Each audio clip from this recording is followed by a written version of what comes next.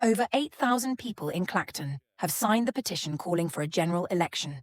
That's the third highest number of signatures in the entire country. It's clear. My constituents are fed up with the broken promises of this Labour government. They're angry, and they're demanding change. Let's talk about why this matters and what we can do about it.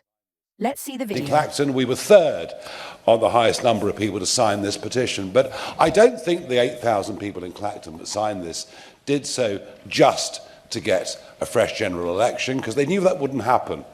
What they were actually expressing was a sense of utter disenchantment with the entire political system.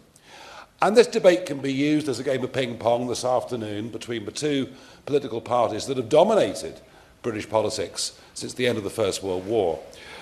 But actually something bigger is going on out there. Have a look at the turnout. The second lowest turnout ever in a general election, despite the introduction of mass postal voting. Have a think about the fact that the Labour Party got a third of the vote and 2/3 of the seats. For every Labour MP, there are 34,000 votes. For every Reform MP, 820,000 votes.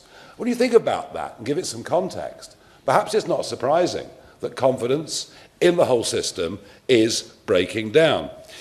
Now, I have to say, having studied politics for a long time, not as long as the father of the house, obviously, but over 50 years, I can't think of a government that has seen a collapse in confidence as quickly as this one has. There are 26,000 pensioners in the constituency of Clacton alone that are losing their winter fuel allowance. They had no idea this was going to happen on the day of the general election. There are 100 family farms just in the Clacton constituency. Many that I've met that frankly are in tears because they can't see how their husbandry of that land that has gone on in some cases for hundreds of years is going to be able to survive inheritance tax. And with the national insurance increases, yet another hammer blow to the men and women running small businesses in this country. They had not expected this. They were promised it wouldn't happen in the run-up to the general election. And we find that even now affects GP surgeries in the constituency and hospices close to it. So perhaps you can see why people are upset. They feel that things are being done to them they didn't have realistic expectations of. But the broader problem, I think, is the economy as a whole. The economy works on confidence. People borrow money, lend money according to confidence in each other. And in the Prime Minister and the Chancellor of the Exchequer, I mean, we've got two people who look like they're going to a family funeral every day. There is an air of miserablism. Even a speech from the Prime Minister, the complete opposite to Tony Blair. This isn't things can only get better. It's things can only get worse. We are literally, yes, of course. I thank the member for giving way.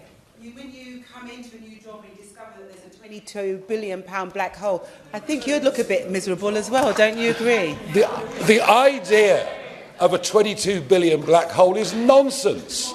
It's 2.7 trillion.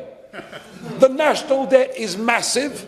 It exploded over the course of the last... It increased by 2.5 times over the course of the last 14 years, and it's set to go higher still. We are in much deeper difficulty economically.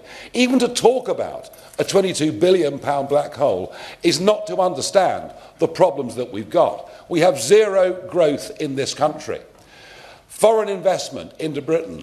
Yes, there's money coming in, but it's not coming in anywhere near the rate that we need. We have got major, major problems. And I actually believe that this government has talked us into a recession because confidence is falling to that degree.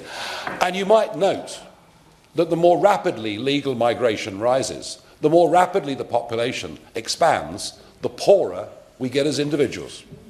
The last 2 years have seen record levels of net migration into Britain.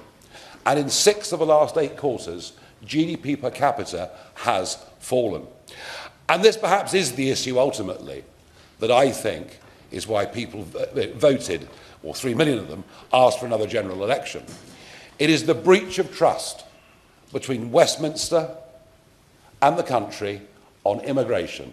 I'm not even discussing the boats I'm talking about a population that has risen by over 10 million in the last 20 years. The impact of that on primary school availability, the impact of that on housing, the impact of that on people's wages, that is the ultimate breach of trust.